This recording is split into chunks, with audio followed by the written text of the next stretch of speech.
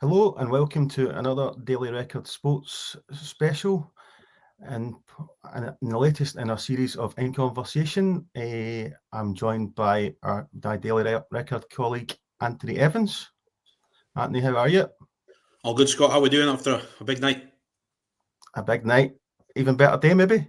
And we've also got a very, very special guest in the shape of former Aberdeen star and current Peterhead player Niall McGinn. Niall, thanks very much for joining us. How are No you? problem at all. Thanks for having me. Good. The general theme of the topic that in this episode, Niall, is Aberdeen FC. Obviously, a place that's quite close to your heart. They say once a Don, but you did it twice, and now you're back a third time as a youth coach.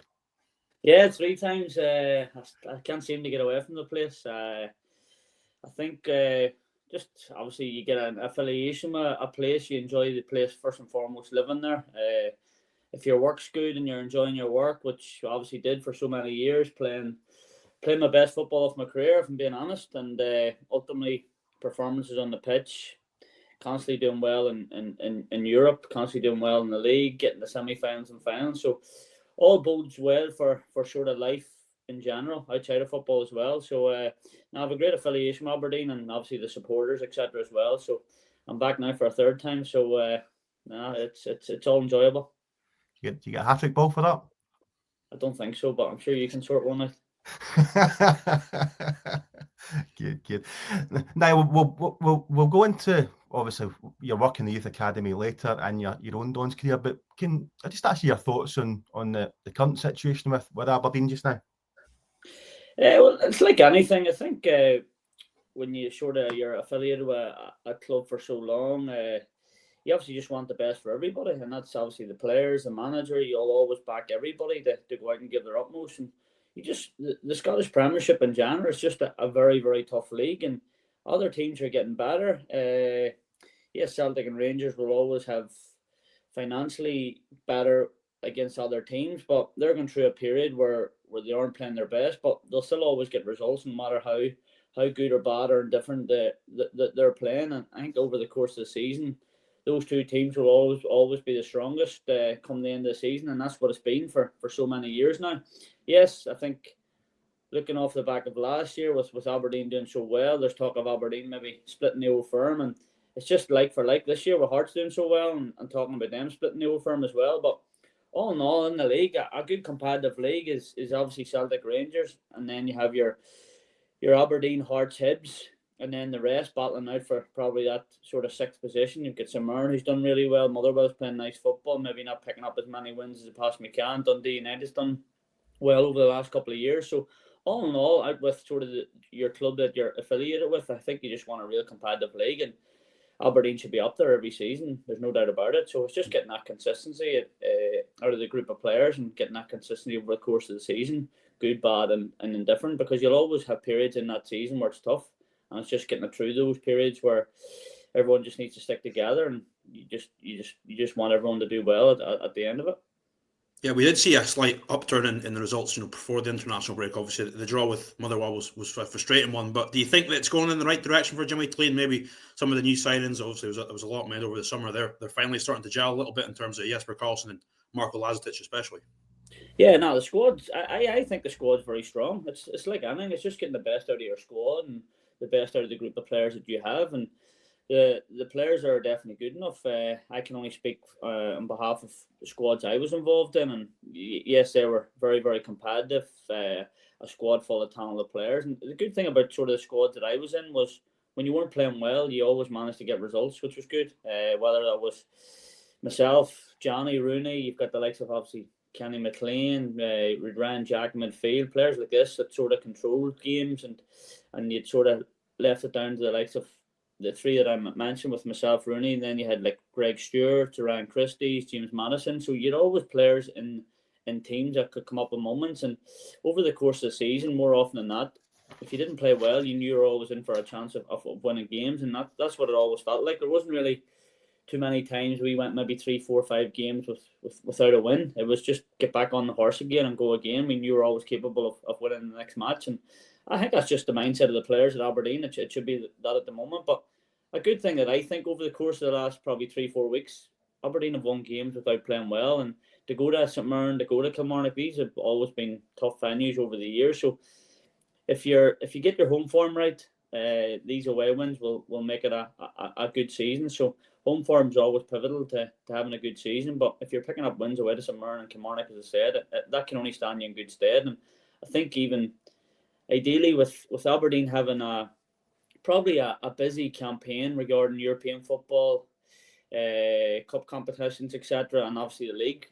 With these European breaks, you're just hoping that allows obviously the manager and the players to get as much work done on the training pitch as they possibly can. Now, you obviously, I mean, Aberdeen had the success of winning the Scottish Cup in the summer. You won the League Cup back in 2014. And obviously, that was another great moment for the club.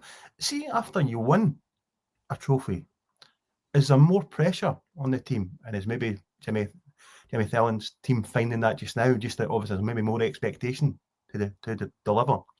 I think just where the Aberdeen fans are, they're passionate about their club. They're passionate about it's a one-team city. They just want constant success, and whether that is fighting as high up the league as they possibly can and constantly getting the semi-finals and finals. So off the back of winning the Scottish Cup, it's enormous for the club. It's enormous for the city, and I think it's like anything. Once you have that taste of success, you just want more, and that's the way it was always been for Aberdeen over the years. And yes, you go years without winning, and you're trying to find out when's the next success going to be, and then thankfully they got that success in May and winning that Scottish Cup. And I think I did straight away off the back of it probably does put more pressure, but that's why you're in the industry. Regarding if you're a manager or a player, that's why you're in the industry to play under pressure and fight again. And you're the current Scottish Cup champion, so straight away you have to go and defend your cup. You're obviously mainly a wide man during your Aberdeen playing careers. I know that Craig switched that as well for a bit, but I mean, one of a firm favourite with the fans just now is Jesper Karlsson, the Swedish winger. He's obviously scored a few goals and it's quite exciting. What's your take on him as a fellow wide man? Yeah, I just like how he is. There's probably a little bit of I don't know, arrogance. I don't know if that's the right word, but he's obviously knows his ability and he knows he's a very good player. So it's getting him on the ball as much as possible as he possibly can. Yes, he's quite versatile in the role that he can play probably up as a 2, which he has done. He can play in the 10. He can play out wide as well. So players like that are oozing with confidence and scoring goals, you just got to keep feeding them the ball. Good and bad and different in games. When things aren't going well, you're wanting to sort of call upon the likes of these players to get on the ball and create moments. And you can see that even when the team hasn't been playing great, they're still coming up with moments, and that's a sign of a good team. And it's just getting the balance right over the course of the season. But now regarding, it's like anything, when you have a lot of influx of new players, some players gel quickly or some players gel a little bit longer. And he's the type of player that's just coming in and he's hit the ground running. He's chipped in a few goals and he's chipped in a few strong performances as well. So ideally you're wanting sort of the likes of these players to hit the ground running, and thankfully he has done. Yeah, just on the other side as well, you've got the likes of Toby Kaskin and Nicholas Milanovic maybe haven't quite got the minutes in terms of the consistent run of games they'd be like him. But like you say, some players sometimes take that bit longer to settle on a team, especially in Milanovic's case, and Bilalovic as well, who's even had less game time. Yeah, no, when I first seen Milanovic, when he came in, the first sort of snippets of the first few games, I was doing commentary on Red TV, and I really liked him. He had sort of nice way about him, nice left foot, etc. And then obviously Keskin, and he's a player that I like as well, but it's just getting the best out of him. I think when you're an out-and-out winger and you're maybe not playing your ideal position every week, it can be difficult, but the manager obviously has a liking in him. I mean, he sees him doing a job for the team, whether it is a wing back or whether it is in a 4-3-3. So it's just getting that consistency out of everybody. I think it's getting that consistency out of you probably playing in your best position. But as I said earlier in the conversation, the squad's definitely good enough. It's just utilising every opportunity, and it's just the players. I think we're at a stage where players are probably hitting forms at different times, whereas you want everyone hitting the form at the right time. When you do that and have that in the team, it just leaves everything so much easier for everybody, and it allows the team to go out and express themselves and just go out and enjoy their football and score goals and win games, and ultimately that's what it's down to. The new Aberdeen sporting directors came in, Lutz Pfaffenstiel. He met with the press earlier this week, but I mean, clearly he said that they're looking to make a couple of changes in the January window. And two of the things he's certainly pointed out is that maybe it needs a bit more physicality in the Aberdeen team. You know what I mean? And just a bit more strength. I mean, you know how robust the Scottish Premiership is, Niall. That you do need a bit of that element to dig, don't you? Yeah, absolutely. And I think when he's probably talking about what he's spoken about, I think it's just knowing the Scottish game, knowing how physical it is. And yes, you can come from out with, whether it's a Premier League, whether it's a Championship, or whether it's Italy, as players are coming in from, or all around the world. So it's a unique league in the sense of how sort of competitive, how robust it needs to be. Maybe not much pretty football all the time, but ultimately it needs a combination of things, and ultimately it needs that right type of character first and foremost to come in to know what they're battling with. And I can only speak from sort of my era with the players that I played with. A lot of them played in Scottish Premiership. They knew the league, whether they're coming from different clubs or even sort of me coming over from Ireland and stuff. It was the Northern Irish Premiership, the League of Ireland. It's all quite similar. It is very physical, but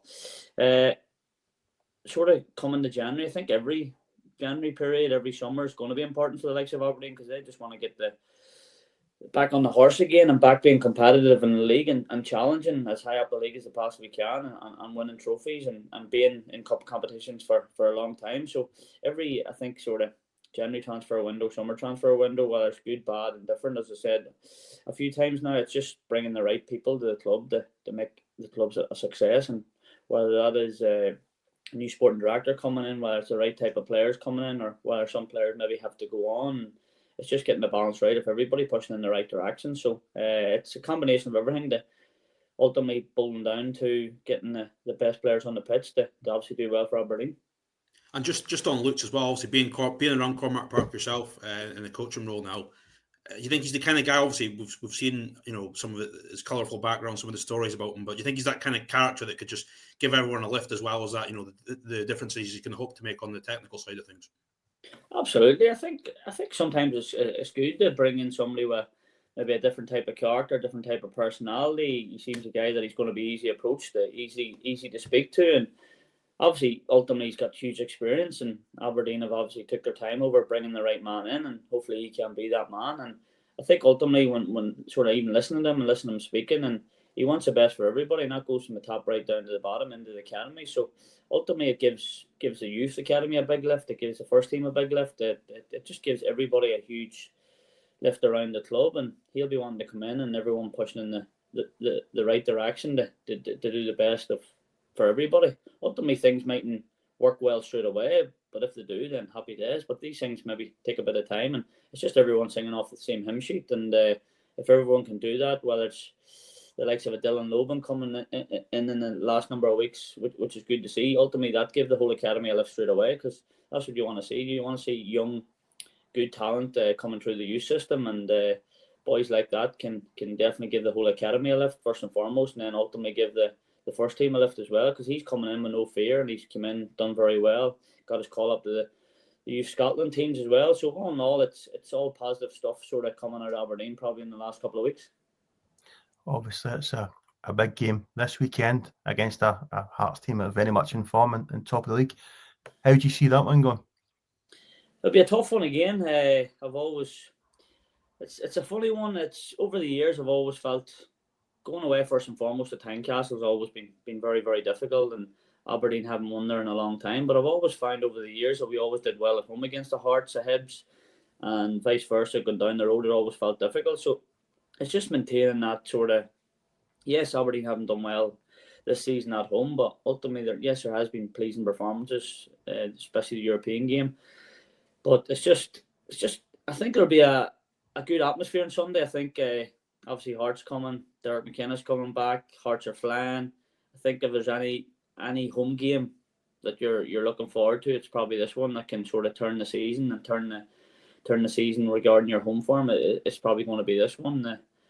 The Hearts who are in first place they're the team to be got. They're the team that everyone's chasing down, and they're the teams that everyone sort of wants to take a scalp off. And there's no better place than Batodry on Sunday to sort of go there and get the 3 points against a difficult opponent. Yeah, and on Hearts, with all that they're going to bring on Sunday, top of league, unbeaten, I guess, like you mentioned there, it is that kind of result that could kickstart the season and make a bit of a statement. I know Aberdeen aren't where they want to be, but it could be a sign for change in terms of getting that statement win over a team that, like say, been flying this season. That's it. It's just the next game straight away. I think, there was a bit of disappointment after the Motherwell game. I think ultimately the performance wasn't probably great in the first half, but you got the goal to go ahead, and then you're like, can you see out the game? And then they give away a sort of sloppy switch-off moment goal to sort of drown out the 0-1 draw. It was difficult, but ultimately they didn't lose the game, and they're just sort of building, whether it's been wins or draws. It's just, hopefully it's all going positive at the moment. And as I said earlier, there's no better opportunity now on Sunday than the first position in the Premiership. Hearts are coming to your home territory. It's about going out there and first and foremost giving them a tough game. It'll be a good atmosphere. Hearts will travel in their numbers, and their whole atmosphere around them being first. As I said, the manager coming back to his old stomping ground, but ultimately Aberdeen are needing to go out there and get the 3 points. And now it'll be a difficult game ultimately, but it's a game I'm sure all the players, manager, staff, everyone's looking forward to, and it'll be a good atmosphere. So I'm hoping for a positive result. Take it you're not surprised at the impact that your former manager's made at Hearts, because in his time at Aberdeen, he certainly most of the time had you up there challenging, didn't he?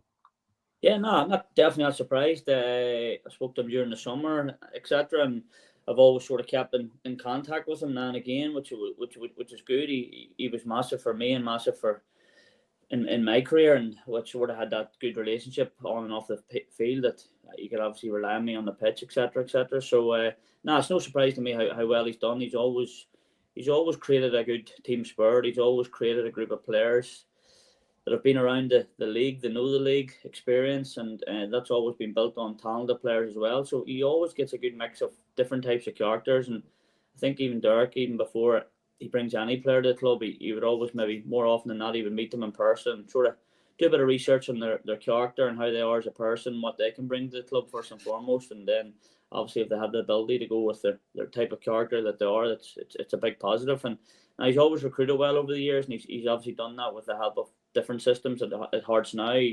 He's obviously at the back end of the board financially. They're putting more money into the club as well. It's a well-supported club, and he's getting the best out of the group of players that he has, and it's definitely been no surprise how well he's done so far. He seems to make such a quick impact at a lot of the clubs he's been at as well. Obviously with the Dons winning the cup in that first full season, but also at Kilmarnock as well, where he got them promoted. So why do you think he's able to do that? Just immediately hit the ground running with, even outside the transfer windows, just working with what he's got as well. When he sometimes has to do that. I think it's just a combination of lots of things. I think it's just first and foremost his mannerisms and how he is as a person, how he knows the league. He's got the right people around him as well. He's always seemed to have a close-knit group of people that sort of help him as well. And a lot of it's just sort of plain, simple, basic stuff regarding sort of training, regarding sort of team camaraderie, regarding sort of how everyone behaves himself around the training ground, and ultimately going out and just getting that next result. And he'll always demand standards of everyone, and that's every day. And the standards will come first and foremost from himself. And his attention to detail on opposition, his attention to detail on his own team, and he'll sort of leave no stone unturned. So it's ultimately just getting the best out of everything, first and foremost himself, the staff, the players, and then doing all the analysis and doing everything right to have the best opportunity that he has to go and win that next game of football. He's a manager, yes. I'm sure he'll look in the distance and look to probably... He was quite good at sort of putting like games and putting sort of wee targets, individually targets for yourself. We are always maybe have individual like assists and goals, and then individual sort of targets as a team regarding sort of maybe international break to international break, trying to maybe hit 10 points or maybe 12 points and stuff like that. And if you ever got over your targets, then obviously everything was going great, and that's probably the way it's been at Hearts. And he's definitely achieving more of his targets and beyond his targets, I'm sure, at the moment as well. He's doing really well, Niall. But I mean, Derek's been in this situation before with that Aberdeen team where he's finished second to Ronnie Dyler's team. Will you have learned from those experiences? And what are your thoughts looking back now? Because people look at it. I mean, I know at the time you were saying, everyone was saying game at a time. But do you look back and see that as possibly an opportunity missed? I think so. I think, if I'm being honest, I think in-house we knew that we had a very, very strong team. We knew we're capable of winning most weeks. And if we're being honest, we were never in a situation where we're like constantly competing for leagues or etc. etc. But we knew in house if we just kept winning games, we would have a chance. And as ultimately it was trying to get to February, March, and being within touching distance. And if you get to that stage of the season within touching distance, then you just never know. But ultimately, I think over the course of so many years now, the Celtics and the Rangers, they just kick on, and they very, very rarely lose matches. And I think a big turning point that season was I think we lost maybe away to Motherwell, and I think Rogic scored quite late on to Kilmarnock, so that was a bit of a dagger in the wounds. And to sort of see that gap start to open, I think yes, you can lose a game now and again, but if you start to lose 2 and 3 and stuff, then that's when obviously more often the gap opens up, and then you have no chance of clawing these teams back. But now the manager will definitely learn from his experiences, and he has them experiences in his in his group of players that he's had before, but he's going to have these experiences in his own head that he will need to use over the course of the season. Yes, you watch him in the media and you see different things, and he's playing a lot of it down, but ultimately, he's in for a real challenge here, and he's got a chance to do really well. But ultimately, it is early doors. You're coming into nearly the end of November as well. But if he's up and around the top of the table come sort of February, March time, then obviously the business will really take over, and it'll be a very interesting end of the season. But him being how he is, he'll play everything down at the moment. But I know come February, March time, there'll definitely be a big urge in himself and in that group of players to go and win a league if they're up around that first position. You can move on to your new role then. How did that? Well, obviously you're back playing at Peterhead. How's that going? First of all. Yeah, it's grand. It's for me. It's all I've known for probably the last 20 odd years. Just playing football for as long as I can. I've always sort of looked after myself, thank God. And now I spoke to different people, the likes of Cammy Smith. Obviously spoke to the manager. I know obviously Cammy from playing at Aberdeen. Cammy's been at Peterhead now for a couple of years. Knowing the manager, him being a young guy when I came into Aberdeen, and having a good conversation with a few people. I just thought, I still have my house in Aberdeen as well. I just sort of thought, look, if I have the opportunity to get back across, and I finished my A licence, and I spoke to Stephen Gunn at the club, and then obviously got to meet Stuart Glennie and Mark Slater, etc. at the club as well. So I spoke to the chairman too. So I wanted to try and get back into the club again in any way, shape or form, which I possibly could. And thankfully, with doing my A licence, that's helped me to come in as an academy coach role. So it all made sense to obviously come back and move back into my house. Same with Peterhead, still play part-time football. They got promoted last year. You're still in League One in Scotland.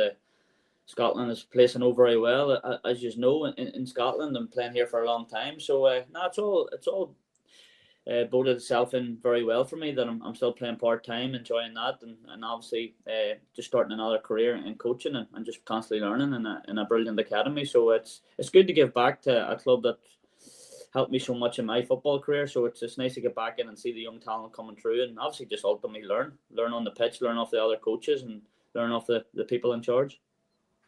What age group are you doing now?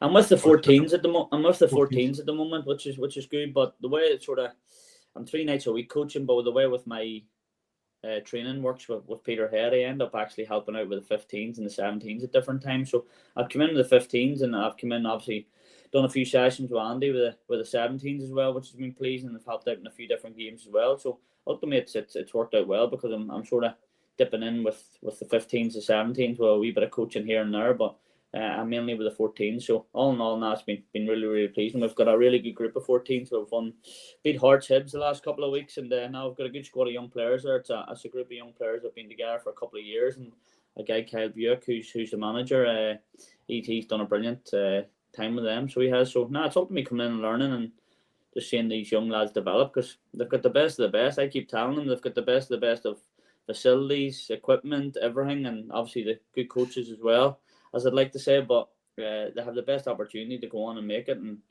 they have opportunities that I've never had as a professional footballer. So now they're getting off to a good start. So hopefully they can utilise every moment, every opportunity that they get over the course of the next few years. Was coaching an avenue you always look to go into now, and once your playing career does come to an end, is it the end goal to become a manager potentially one day? I've always thought I'd love to be a manager one day. I just think sort of just speaking to people and just sort of knowing how I am as a person, just my whole probably my demeanour. I just see myself more as a manager than a coach, but ultimately I have to do the hard yards and go down the avenue of coaching and learning. And if a good opportunity comes my way in management, I'll definitely look at it. So sort of knowing the Scottish game and being back in Scotland again, it's pleasing for me. And I know how passionate the fans are here in Scotland, how much they love the game. And I've always loved being here, even the media side of things. Sorry. Even just going to random venues all over Scotland, they love their own teams. They do support their teams well, whether that's in the Premiership, Championship, or League One. They just love where they come from, and yeah, they are very passionate, and that's what I've always liked about Scotland, how passionate the fans are about their football. And then obviously, ultimately, off the back of last night and seeing the nation go into the World Cup, it's unbelievable. Can I just ask you on that? Obviously, Scotland making their first World Cup since 1998. There was a few familiar faces in the Scotland team that you'll know well from your time at Aberdeen. Kenny McLean, there was Lewis Ferguson, Ryan Christie, and Big Scott McKenna. It's not a bad return for a team and that spell you had there. Yeah, it's unbelievable. It's great to see. It's when you're sort of, yes, I was lucky enough. I was an international player and I got to play in the Euros. Unlucky to miss out on the World Cup. We got beat in the playoff final, etc. But no, I've always, after obviously watching Northern Ireland and watching sort of all the home nations, you want all these home nations to qualify for a major tournament. It gets you intrigued, gets you interested straight away. And I just landed on the sofa last night watching Scotland and just seeing sort of boys that you had your career with, to see them being on that sort of world stage, everyone watching and against all odds, against a good very Denmark side, to see the likes of Scott McKenna, Lewis Ferguson, Ryan Christie, as you named there, seeing these boys just do unbelievable. Kenny McLean's goal at the end, and it's just unbelievable. Like, you always knew Kenny's ability. It was left foot, and Kenny was always the type of player when he came deep, I would always get out onto the touchline, Johnny the same, and you knew he would hit the ball out 40, 50, 60 yards to your feet, and you just got out fullback. So to have the privilege of playing with these players in your career is unbelievable, and then to have the opportunity to watch these boys in the World Cup is going to be sensational, to be honest. So delighted for them all, and I'm sure it'll not sink in now until this draw happens, and it's going to be an unbelievable World Cup, and thankfully Scotland there. If I'm being honest, I just love the Scottish national anthem and how good it was at the last Euros, and then last night's probably the best I've heard it in a number of years, and I've always loved the floor of Scotland, so it's exciting times for the country, and can only boost everybody, and even it's just an incentive for everyone, any young man that wants to go and play for their club first and foremost, and have the opportunity to go and play for Scotland and do so. So the hard job now for the manager is to pick the right amount of players to be on that plane, because they're going to be battling out for their positions on that team first and foremost. But a seat on the plane is going to be an even bigger battle, I'm sure. Yeah. We've all seen, of course, the success Lewis has had in Italy has been, sublime, really. Where you think breaking into that team, when he first arrived, he was so young, but like you say, he got a place in that first team so quickly. But on Scott McKenna as well, you said, you think of the countries he's played in. Now, of course, in Zagreb, he's flying there, but playing in the Premier League before that, and in Spain with Las Palmas and in Copenhagen as well. Just what a career had and the different experiences he's gone through. Unbelievable, and not fair play to both of them. The Ferguson one is when he first came to Aberdeen, it was a funny one in the sense of he just left Hamilton. He's probably coming in maybe as a development type player and to sort of see how things went. But his attitude, everything, and you could see his ability straight away. But Fergie came in and just hit the ground running. He played in a few pre-season games, done really well, and then that was him in the team, and he was never coming out of the team. Sort of his drive from within himself, his whole mentality, his ability, obviously as well. He just went from strength to strength, and he was just a brilliant player to have in your team. And I think Scott McKenna, even last night, he's probably the sort of unsung hero in the squad, as you'd like to say. I think his performance last night was brilliant. He's just robust, fit, strong. He's up against a world-class centre forward in Highland. So, just sort of performances like that, probably from me and probably from the likes of yourselves, you do see it, and he probably doesn't get the the applaudance that he deserves, but ultimately the whole team deserves applaudance, yes, and the players that come up with the big moments, the big goals will always get the applaudance, but the likes of obviously Scott McKenna, hand in hand, was brilliant, and anytime he's been called upon, he's done really well in the Scotland jersey, and I think having that experiences of playing around the world, playing in different venues, in different clubs, big nations, and huge atmospheres, that's definitely stood him in good stead, and he's a player that's had setbacks in his career, of course he has, and he's just sort of learned from everything, and being at a club like Aberdeen's definitely helped him to move on playing the Premiership, and look, he's playing at a high level again, and he's doing really well, so credit to each and every one of them. Have you seen Kenny McLean score a better goal than he did last night? Probably not. He's scored a few good goals in his career, so he has, but that last night was just unbelievable. You just knew once it left his foot, there's only one place it was going, and it just creeped into that corner, and that's it. Off he went to that corner and celebrated. So, unbelievable. Even Shanklin coming off. It's funny that Shanklin probably he's not getting much applause, like even his goal. But I think that comes off the back of obviously Dorgu scoring that equaliser. But they all deserve enormous credit, all the goal scorers, and they've always had to be patient at different times. Kenny's had setbacks, Shanklin's had setbacks, not being maybe in the last couple of squads as well. But I just feel like in that Scotland squad, and I felt it in the Northern Ireland squad as well, and when we went to the Euros, just that team camaraderie, everyone's just genuine, normal guys, and they just go on about their business and just go out and ultimately give it their all for their country, and they've obviously done that under the backing of the manager as well. So, so a wee bit of luck along the way, which you'll always need with performance not being brilliant, but ultimately it's never easy to win any group, and to go and win the group and top the group and get a World Cup is unbelievable. Fair play to everybody, and hopefully I'll get out to watch it myself. You spoke about the challenge to get on that for the players to get on that flight out there. I mean, you were something similar. Was it Euro 2016, wasn't it? But once you get out there, you get an opportunity. I mean, you got out the group. You scored that famous goal against Ukraine. I mean, what sort of status does that give you in Northern Ireland? And if the Scotland players could achieve something like that, I mean, what faces them? Yeah, ultimately now, like obviously the squad will be so happy, the players will be happy, everyone will be buzzing. But a big thing for me, sort of watching from the outside and watching Scotland, like Scotland are a talented group of players, and I think off the back of the last Euros, they'll be disappointed in how things went. And I think obviously the first performance wasn't great, but performances did get better. But ultimately then losing games, so in the back of their mind, they'll be wanting to, obviously they have got the World Cup, they'll be wanting to progress in performances, and ultimately that's winning games at the World Cup will be the next biggest challenge for them, and that's what they'll be wanting to do. Yeah, I was lucky enough in 2016 we had tough games against Germany, Poland, Ukraine, but for us to beat Ukraine was unbelievable, and score was amazing, and then to qualify for what the last 16 was incredible for Northern Ireland. The first time in 30 years we had qualified, but for us to go and qualify for the last 16 was an amazing achievement. So Scotland be wanting to do that. They want to be getting their first win on the board as quickly as they possibly can, and see where that takes them. If it's a win and a draw that gets them qualified, then so be it. So ultimately they'll just be wanting to progress in the last Euros.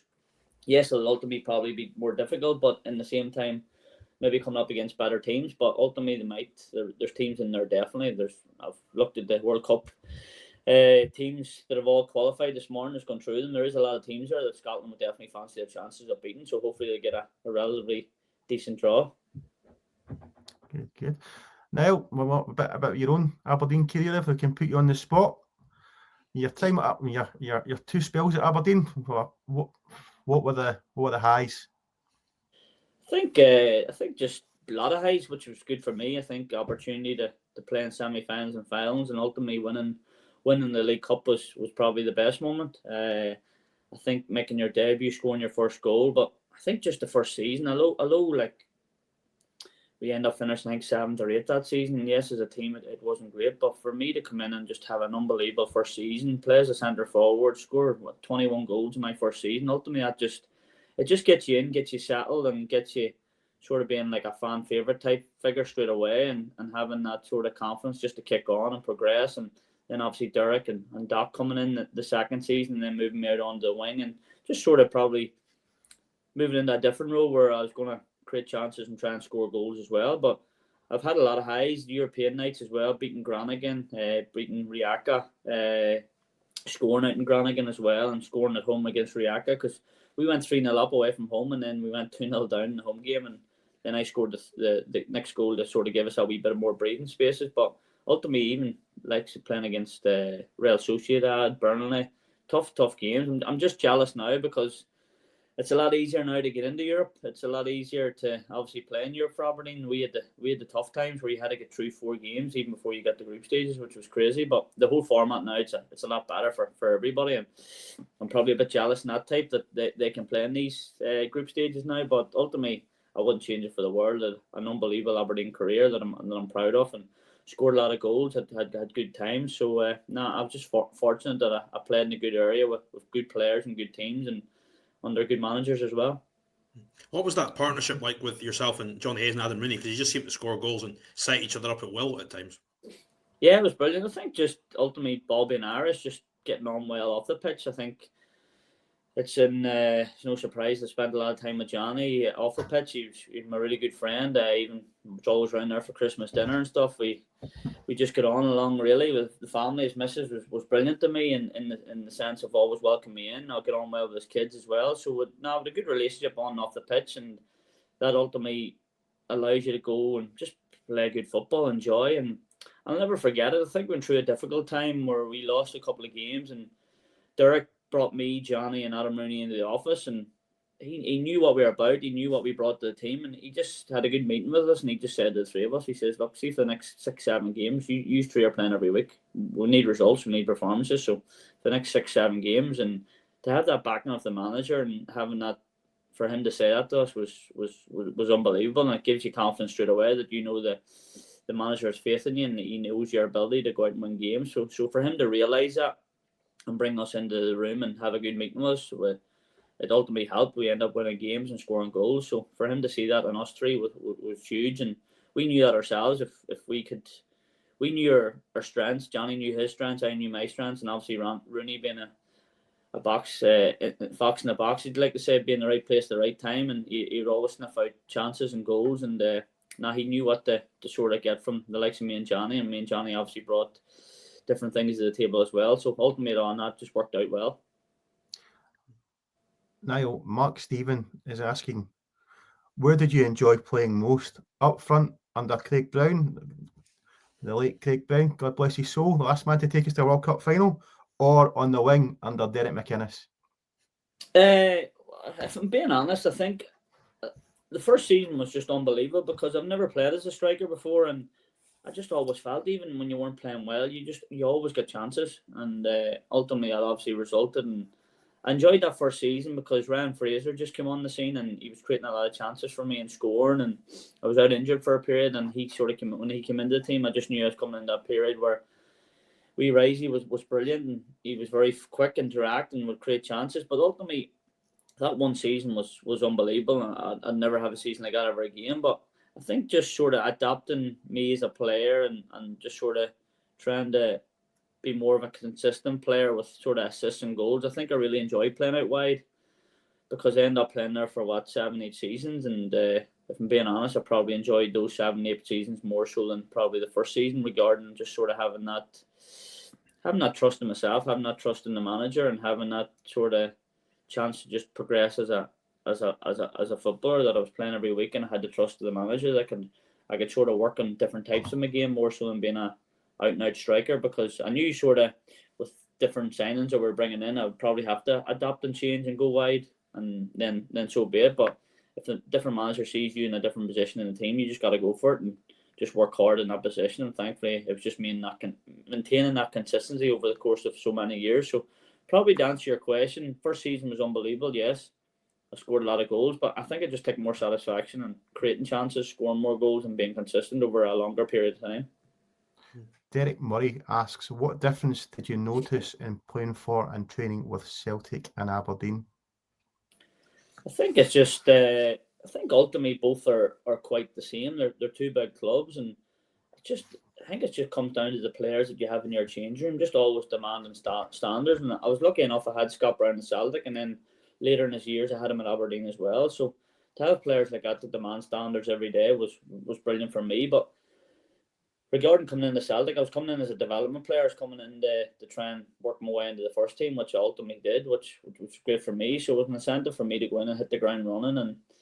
And try and impress, and thankfully I done that and got opportunity where I ended up playing a lot of football, and then different injuries just went against me at the wrong times, and that's ultimately what it boiled down to. But now, regarding my first day at Aberdeen, even as well, you're walking in a change room. You've likes of Russell Anderson, who's demand standards every day as well. Ryan Jack at the time as well. So now your players sort of at different clubs, you had different characters who always demand high standards, and ultimately I'd always high standards myself as well. I'd always push myself to train well every day and just sort of do as well as I possibly can. So now, regarding both clubs, standards were always highly driven by different characters of both teams.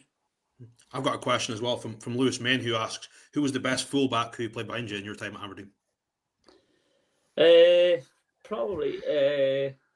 Probably Graham Shinney. I think it's probably a close call between Graham Shinney and Andy Considine. I think Andy played left back a lot of the time and I played left wing as well, but to have that security of two different types of players, because I love playing with Shinney in the sense of he always give you an option on the ball. He'd always maybe overlap you, underlap you, whatever, but that allowed you to obviously mix up your crosses or come inside, have a shot, or go on the outside. And to have that security of Andy, you knew that you're always, more often than not, he would just win the ball and give it to you, and then you're up against 1v1 situation. But I was very lucky, to be honest. I played with a lot of very good fullbacks in the sense of they were good for the team. Shell Logan was good on the right-hand side. I didn't get to play well much, but he was consistent.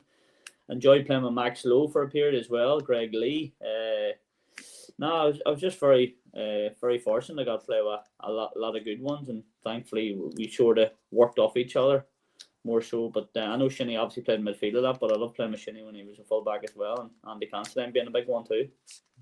And I think I might know the answer to this one, but sorry, Craig Campbell also asks, what was a better feeling, scoring at the Euros against Ukraine or against Cristiano Ronaldo's Portugal in that World Cup qualifier? It's a good question. I think ultimately scoring your first international goal is a big moment, but when you become an international player and to score a major tournament, you'll never ever beat it, no matter who you score against. I scored my first international goal against Portugal, and how big of a night that was. Ronaldo's 100th cap in Porto, 50,000-60,000 people. It was an unbelievable occasion, but for us to go and draw that game 1-8 and me to score the first goal was a moment I'll always remember for the rest of my life. But regarding sort of how much it means to Northern Ireland, me growing up, being Irish, and just having that moment on a world stage, European stage, to go and score the major tournament was unbelievable, and I'll never ever forget it. But that's definitely been my big highlight in an international jersey for sure. Joe AFC's asking, you answered this a bit anyway, but how have you found the transition from player to youth coach? And then the secondary part is obviously what Anthony asked you earlier about any hopes to go into coaching and management longer term. Yeah, no, I've loved getting involved in the coaching. I think, as I said earlier, I've known nothing, only football for the last 20 years in my career. I'm happy I started doing my coaching badges while I was still playing. It allows me to get sort of in straight away. And I think even working under the different managers that I've worked under, having experiences I've worked at different clubs, etc. It's been really, really good. So it's taking the good and bad from everyone and trying to bring that into probably one type of person in me, and using my own experiences to sort of maybe be a manager one day will be brilliant. So now I've enjoyed getting into the coaching side of things, and now it's been really, really, really pleasing. So ultimately it's all I've known, as I said. So now I'm looking forward to what lies ahead. And I think I'd probably like to know what's the answer to this one myself. Is that goal at Tynecastle your favourite goal for the Dons? 100%. The amount of times I've watched that is scary. It comes up every year on social media, but ultimately I can't even believe it didn't even win goal of the season that year. It still bugs me. I think somebody scored a tap-in against maybe Rangers, and that ultimately got them the goal of the season. If you score against Rangers or Celtic, you always get goal of the season. But yeah, the one at Tynecastle is unbelievable. I think that's probably one of the best first half performances I've had in an Aberdeen jersey, and that team, for us to go 3-0 up at half time in that game was unbelievable. Just everything just went for us on that day. But that's definitely the best goal I've scored for Aberdeen, 100%. That answers your best goal. Adam Richardson's asking, what's your top 3 goals then? I could easily do a top 10, no problem. But I've been lucky enough that I've scored a lot of really, really good goals for Aberdeen. I think always wanted to score at Ibrox, so thankfully I got to score at Ibrox when we beat them in the cup. We drew 1-1 in the home game. I think Morales scored the equaliser, and they're celebrating as if they won it. But for us, I think off the back of us losing the cup game in Celtic on the Sunday, for us to go to Ibrox on the Wednesday night, I think it was, and win 2-1 was unbelievable. Me and Conor McLean scored. I scored it maybe after 3-4 minutes. So that was a big goal that I loved, because I always wanted to score at Ibrox, and thankfully I did. And for Aberdeen to obviously beat Rangers was unbelievable. Another goal I probably enjoyed was I scored 2 in the game. It was a home game against Dundee where we've launched the ball up. Big Ash Taylor's won the header, and I've caught the ball on my knee, took a nice touch on my knee, and I've hit it with my left foot, and it's been off the post. So that was a nice goal against Dundee at the time too. So, but no, as I said, there's a lot of brilliant goals over the course of the years, but they're probably ones I enjoyed. And I'm getting into trouble from somebody with a username Windy Chateau. Point of order, it's Sir Niall McGinn. Can I please ask Sir Niall whether you've met Lutz Paffenstiel yet, and if so, what changes and plans has he outlined for the academy? I haven't met with him yet, no. I'm due to be in coaching tomorrow and Friday. I'm just hoping over the next course of weeks I get to bump into him and have a chat. I'm sure it's like even the manager's been brilliant with me. I've bumped into him a few times, and even he's come out of his way to come over and chat to me. And I think with him knowing me being obviously a previous player, and sort of knowing the club, and for him to he could take his time to come and speak to me about different things, it's great, and it just shows you the man he is. And now he's a nice man first and foremost, and now he's in a brilliant job, and it's a job that'll have his ups and downs. But now, regarding sort of sporting director coming in, I'm hoping over the course of the next number of weeks that I do bump into him and have a conversation with him, because it's always nice to meet these people and see what ideas they want to bring towards the club. But I'm sure him being only in the job, he'll be wanting to speak to as many people as he possibly can, from top to bottom around the academy, and obviously around the first team and the board as well, that just sort of get a good feel for the city, for the team, and for the academy and everything. Obviously, Dylan Loban and Jack Milner have made an impact in the first team, both academy graduates. But is there a real wealth of talent below that now, like young ones coming through, that that you can see pushing it in that first team, following in the footsteps of these guys?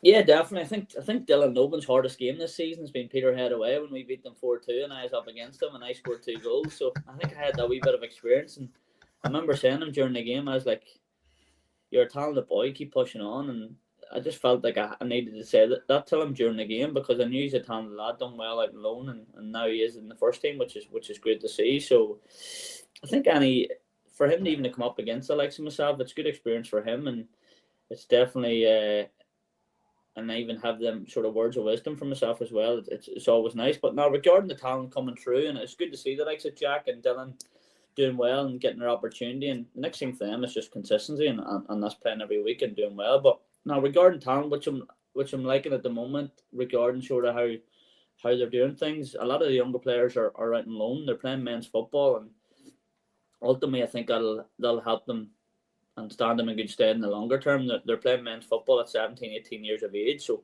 it means they're ready once they're called upon in the first team. So how things are at the moment, yes, ultimately you'd maybe like an 18s league, you'd like a maybe 21s league, just to sort of help progression even more. But ultimately these young guys are out playing men's football, and that can only stand them in good stead and help them in the longer term for sure.